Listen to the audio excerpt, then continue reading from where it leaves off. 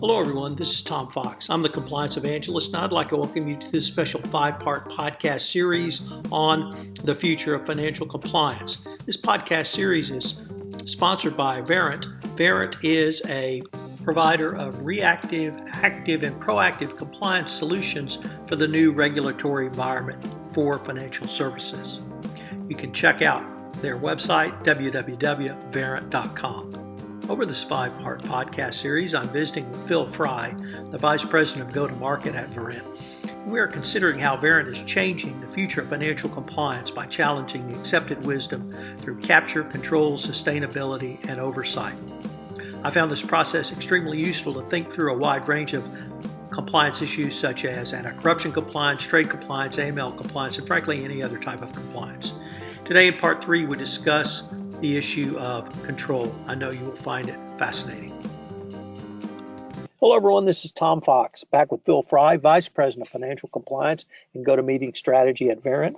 We are in a 5-part podcast series, and today, in Episode 3, we take up the issue of control. Phil, that is maybe a term that a compliance practitioner in a wide variety of compliance disciplines finds difficult to get a handle on.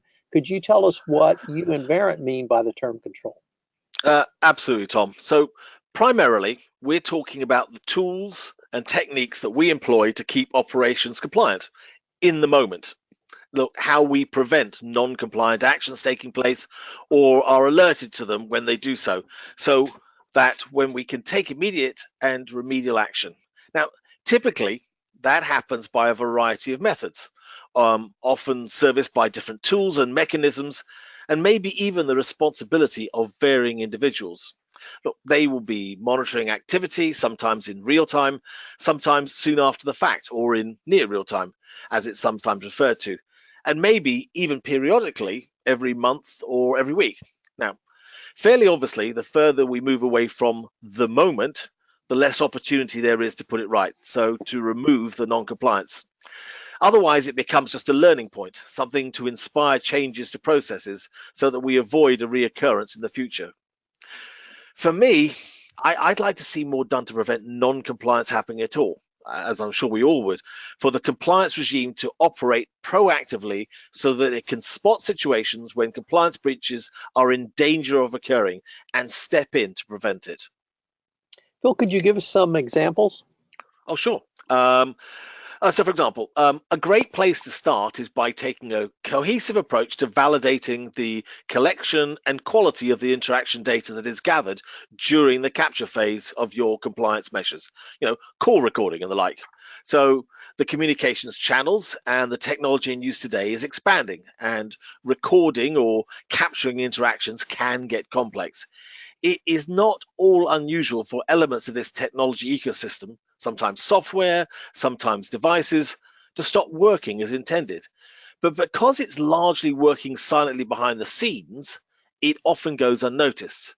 The first you actually know about it is when you need to collect all the recordings for a regulatory review and discover that a trader's turret has not been reliably recorded for the last 3 months, and that included the period of the transaction under investigation. That is not a good thing to be trying to explain to the regulator. So to counter this possibility, many organizations carry out daily checks to see that the recording platforms and physical devices like the handsets and dealer boards are working correctly. But that is resource intensive and time consuming. And despite that, it probably doesn't give you the assurance that everything is under control because you don't have the manpower to check 100% of the infrastructure 100% of the time. And yet, as I mentioned before, new regulations like the SMR are demanding that senior executives have that control.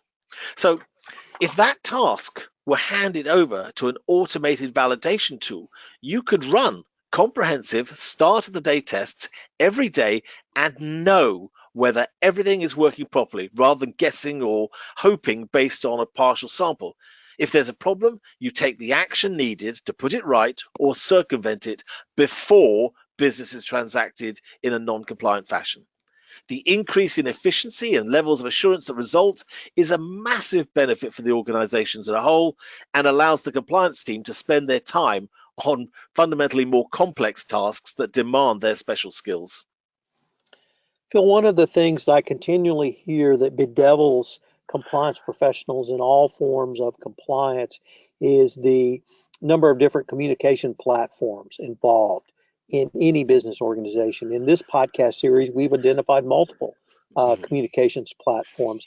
How do you apply the capability you just described across that sort of complex environment?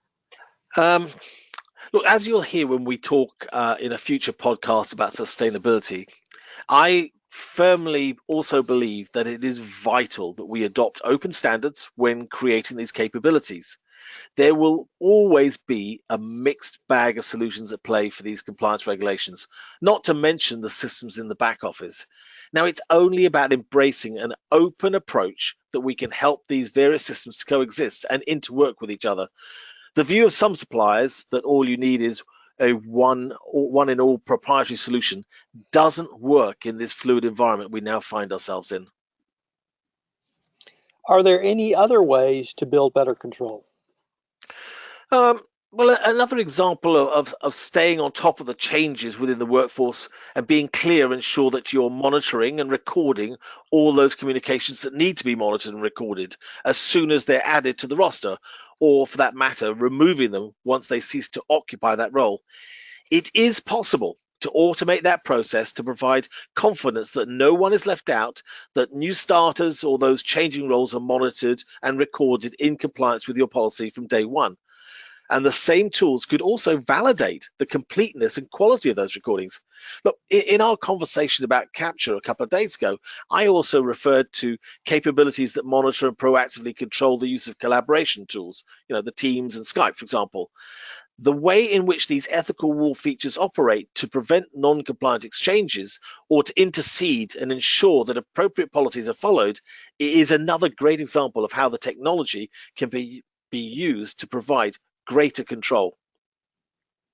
Well, with all the other compliance challenges, what would be your thoughts on why compliance teams, chief compliance officers, and compliance professionals and business executives should give this priority? Well, it's a difficult thing for them. They have, huge tasks. They've got huge areas to deal with. But really, I think it's simply because it's in their best interest to do so. Look, it's never a bad thing to establish effective control mechanisms that help avoid the negative consequence of non-compliance, potential fines, or other sanctions and loss of reputation. And avoiding these issues also helps to cut down on the additional workload occasioned by the need to investigate incidents and collect evidence for review. Look, and most commentators will tell you that when issues do occur, the work needed to investigate and rectify them is easier, less time consuming and resource hungry if you have good compliance, good governance and control systems in place. Look, these are all positive outcomes for the business that can provide a return on the investment needed.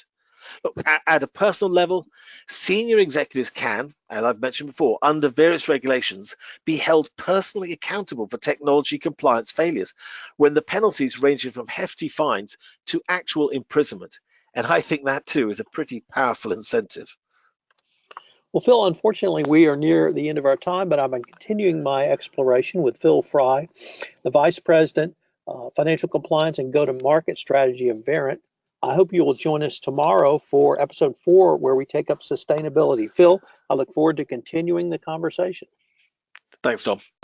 Hello, everyone. This is Tom Fox again. I'd like to thank you for listening to this episode in our special 5-part podcast series on the future of financial control. I hope you'll join us tomorrow, where we take a deep dive into the tools, processes, and techniques to keep an operations in compliant. This special 5-part podcast series, sponsored by Verint, is a production of the Compliance Podcast Network.